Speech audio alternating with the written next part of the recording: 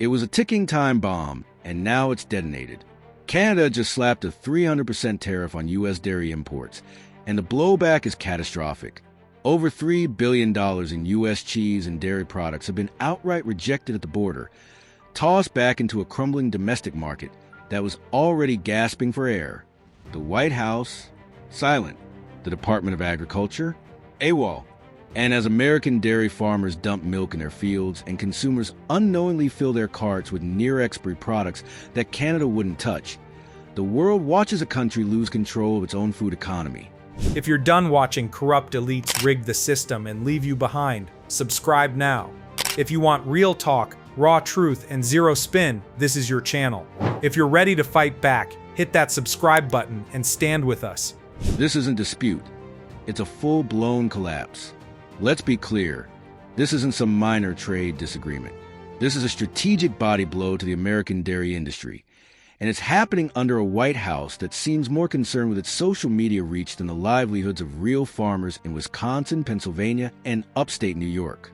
Canada's move was retaliation, no doubt about it. The U.S. violated its export quota under the USMCA agreement, flooding Canadian markets with subsidized milk proteins and processed cheese products. Ottawa warned Washington. Washington ignored it. So Mark Carney, Canada's likely next prime minister, and a man known for precision economic policy, struck where it hurts most: dairy. Now the result is chaos in the American food system.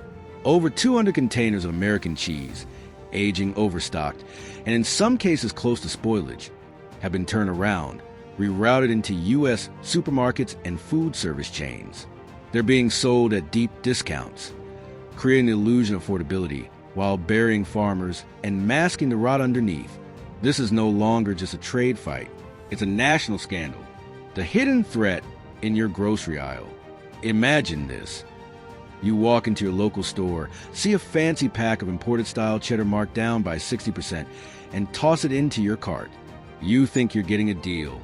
What you're actually buying is cheese that's already been rejected at an international border, packaged, relabeled, and shoved back into the system without a whisper of transparency. There are no warning labels, no disclaimers. Just a product that's been cycled to the cracks of a collapsing export system, quietly redirected into American households. Meanwhile, Canadian grocery shelves are stocked with clean, hormone-free, rigorously inspected dairy, all of it produced under strict national regulations. The U.S., it's selling back its trash. And Americans are eating it, literally. Mark Carney's cold precision and Trump's total meltdown. You want to talk leadership? Mark Carney didn't throw a tantrum. He didn't rage on social media. He didn't pick fights with journalists or ramble through a press conference. He calculated. He looked at the numbers. He looked at the breach in the dairy quotas. And he quietly authorized a 300% retaliatory tariff that was surgical in its economic damage. The result? A major win for Canadian dairy farmers and food safety standards. An absolute disaster for U.S. producers, now sitting on mountains of unsellable product. Meanwhile, what's Trump doing? Blaming Canada, accusing Carney of sabotage, and throwing American farmers on the bus. Again, no emergency subsidies, no strategic action, no diplomacy, just finger-pointing and fundraisers. $7 billion in losses, and the clock is ticking.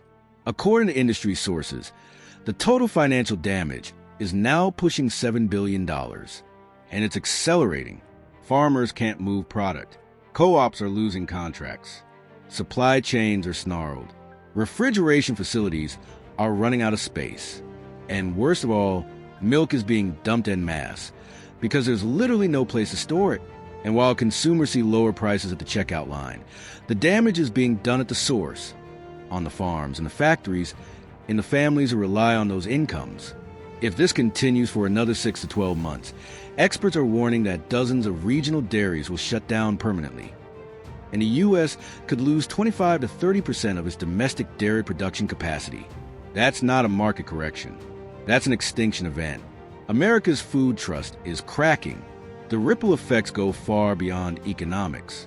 People don't just buy food with their wallets. They buy it with trust.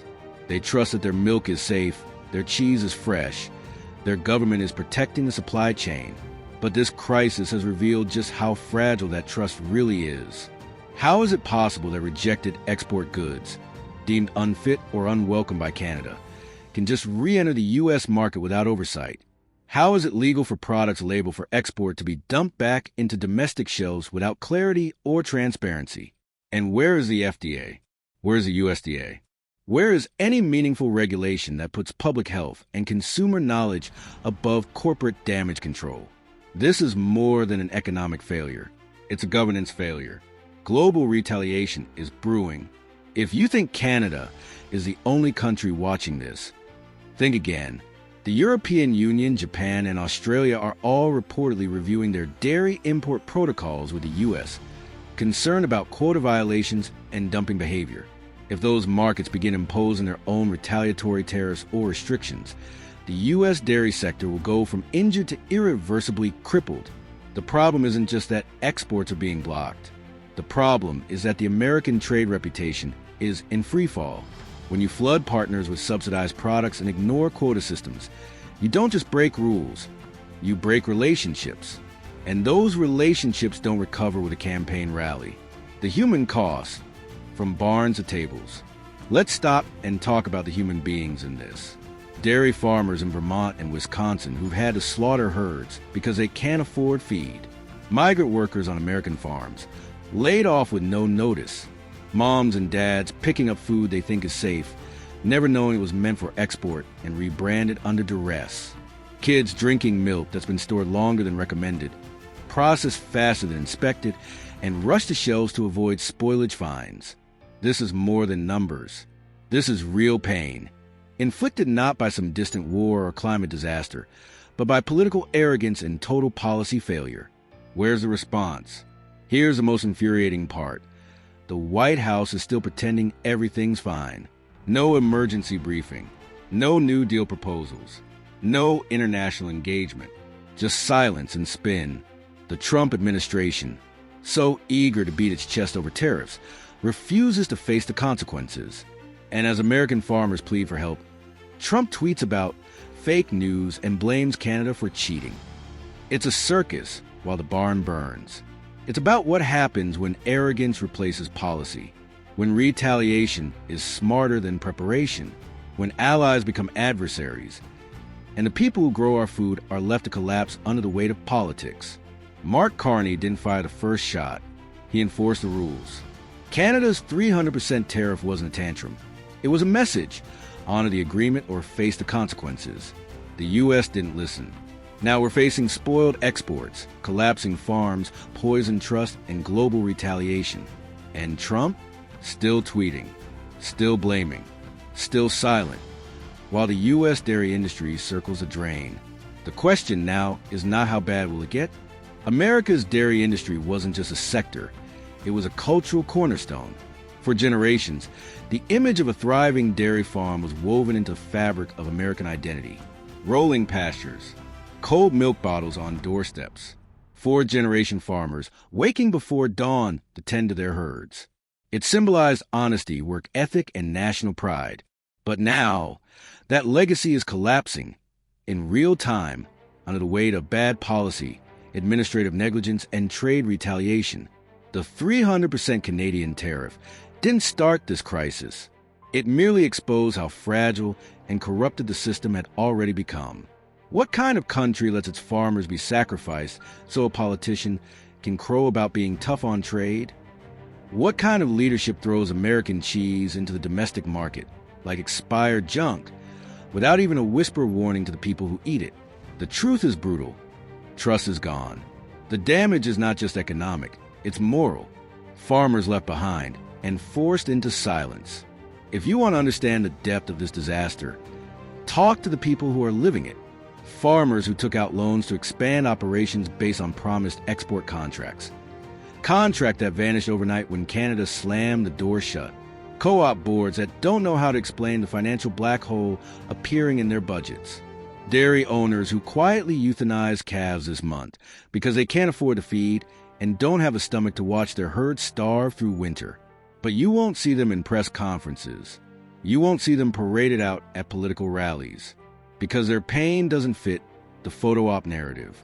Instead, they suffer in silence, while Washington pretends a crisis doesn't exist. No stimulus, no price supports, no dairy-specific emergency packages, not even a federal buyback program to clear the market glut caused by Canada's rejections. Just silence and collapse.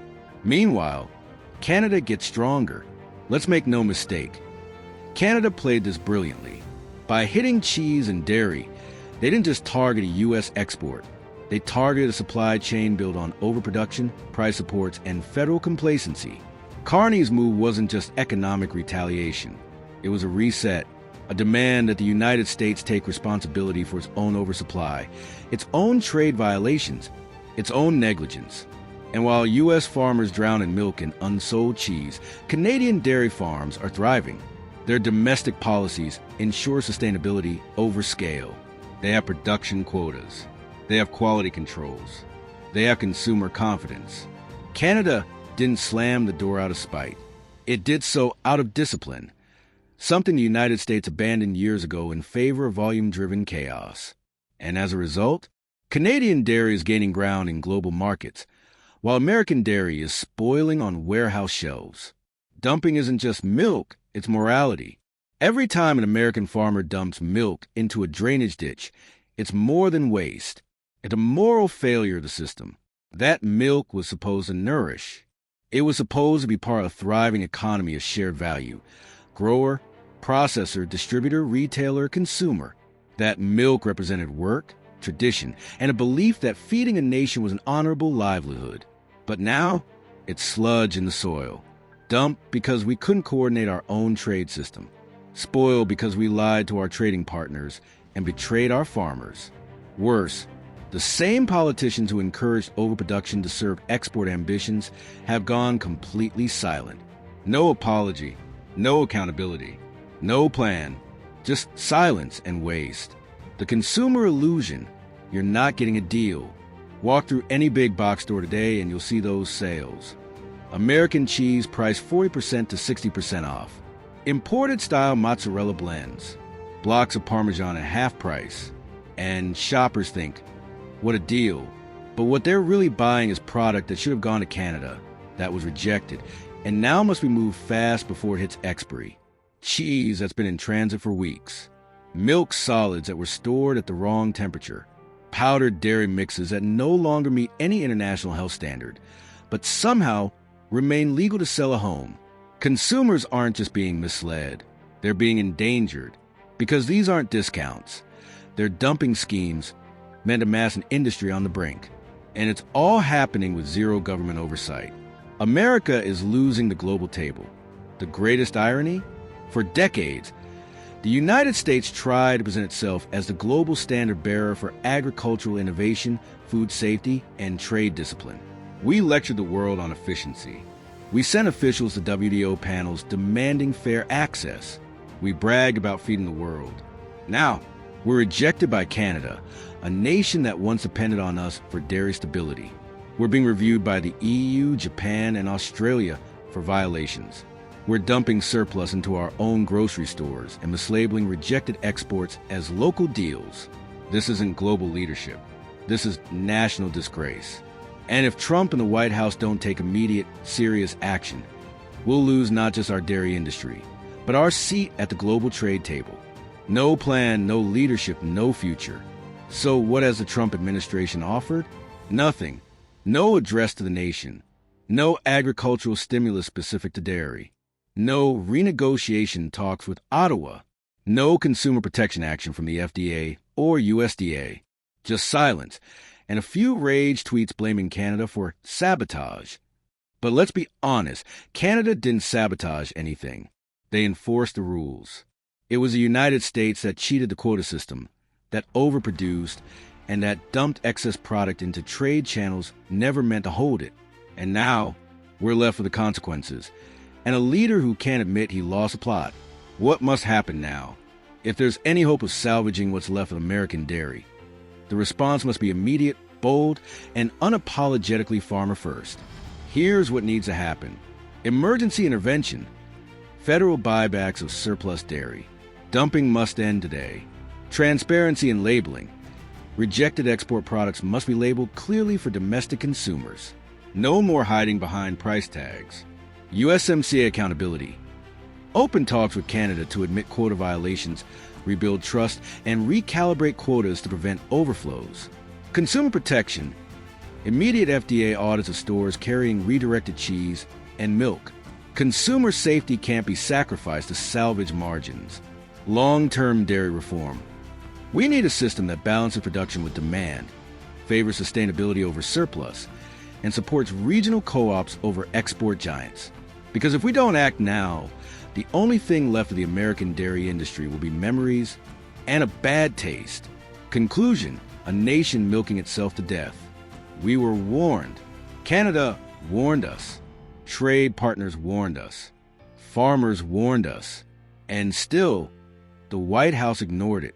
Now we are in a full-scale dairy collapse, self-inflicted, poorly managed, and strategically devastating. Our exports are returning like boomerangs.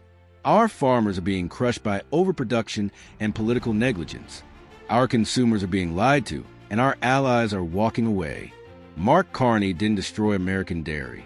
Donald Trump's failure to lead did. Now the choice is clear.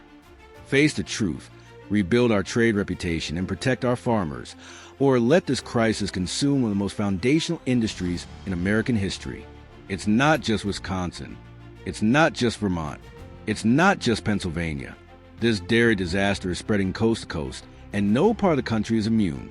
From massive industrial dairies in California to small family farms in Ohio, the pressure is now universal. There's too much supply, not enough buyers, and nowhere for the surplus to go. And the kicker? There's no end in sight. With $3 billion in dairy products sent back by Canada and now flooding the domestic market, the industry is suffocating under its own weight. Cold storage facilities are maxed out. Regional cooperatives are turning away milk. Processors are slashing contracts, even with long-standing suppliers. This isn't just bad news for dairy.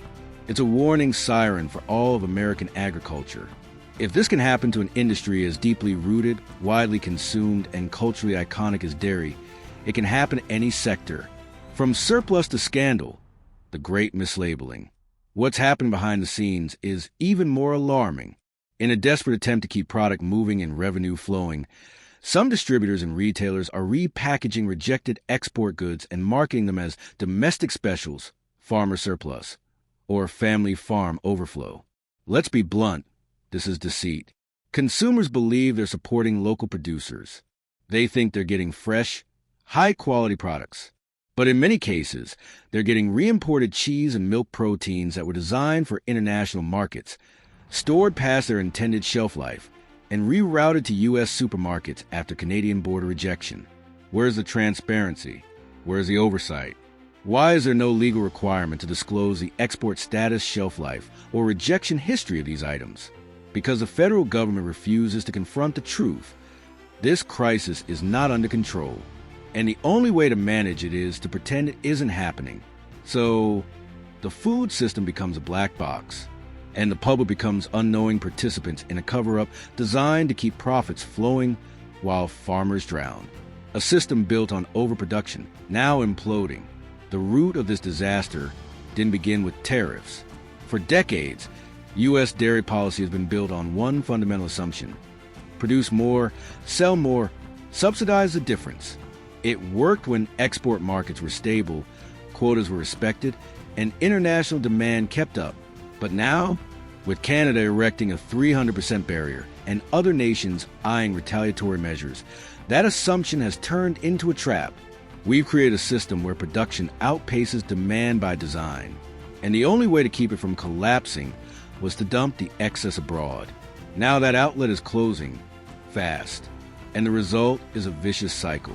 Farmers are told to keep producing to meet fixed contracts. Processors can't fulfill those contracts because buyers are disappearing.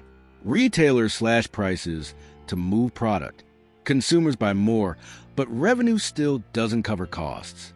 Farmers lose money on every gallon they produce. Multiply that across thousands of farms and hundreds of processing centers, and what you have is a supply chain operating at a net loss, sustained only by hope and inertia. The co-op crisis. farmers betrayed from within. Agricultural cooperatives were once a bulwark of protection, a way for farmers to pool resources, share risk, and avoid the predatory pricing of mega retailers and multinational distributors. But now, even co-ops are breaking under pressure. Some have begun prioritizing large-scale producers while cutting smaller members off entirely. Others are delaying payments, sometimes by months, while trying to renegotiate deals with regional processors and storage facilities. And in some tragic cases, farmers who have been loyal to their co-op for decades are being told, "We can't take your milk anymore." This is betrayal, plain and simple. Farmers who were told to invest, expand, and trust the system are now watching that system abandon them with zero recourse. Where's the government intervention? Where's the emergency fund? Where's the backstop that was supposed to protect these communities when disaster struck? Nowhere. Just empty barns, unpaid invoices, and silos full of product with no buyers left to call. The psychological toll. Dairy farmers in despair. Let's talk about something that doesn't make headlines. Mental health in rural America. Dairy farming is not just a business. It's a way of life. Generational. Identity defining. These are families who work the same land for 60, 70, even 100 years. They don't clock in. They wake up every day and live their work.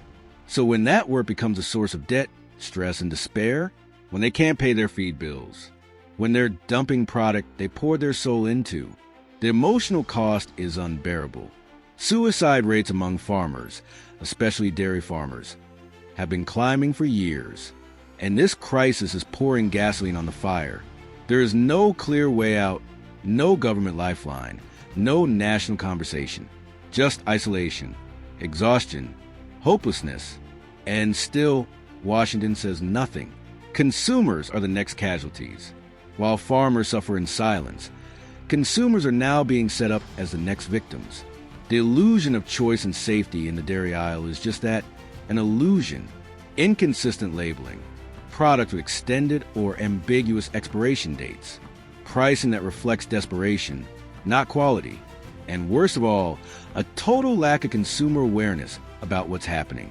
There is no public information campaign, no mandatory signage on redirected products, no FDA enforcement to inspect goods that were returned from foreign markets. So while shoppers are told they're getting a deal, what they're really buying is a fallout from a failed trade strategy and a government that hasn't lifted a finger to protect them. That's not a food economy. It's a shell game. And eventually, consumers will lose trust in the very brands, stores, and supply chains they rely on. What recovery would actually require? There's still a path forward, but only if leadership acts now, not in 6 months, not after the 2026 election cycle. Now, here's what real recovery would look like. Immediate transparency mandate. Every retailer must disclose the origin, handling, and rejection status of dairy goods. Consumers deserve to know what they're buying. Price stabilization mechanism. The federal government must establish a short-term minimum price floor for raw milk to prevent total collapse and support small farmers. Dairy quota restructuring. U.S. negotiators must return to the table with Canada and renegotiate a realistic, sustainable export quota that works for both sides. Emergency Rural Support Fund, direct payments, mental health services, and debt relief for small to mid-sized family farms being destroyed by this crisis. Supply chain reform, a long-term plan to balance production with domestic demand, reduce waste, and promote local resilience over export dependency. None of this is radical. All of it is necessary. And yet, none of it is happening, because Trump's White House is more focused on saving face than saving farms.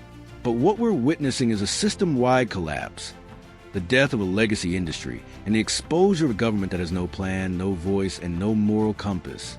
Mark Carney in Canada didn't cause this. They merely exposed it. The real damage came from within, from leadership that refused to listen, refused to negotiate in good faith, and refused to protect its own people when the crisis hit.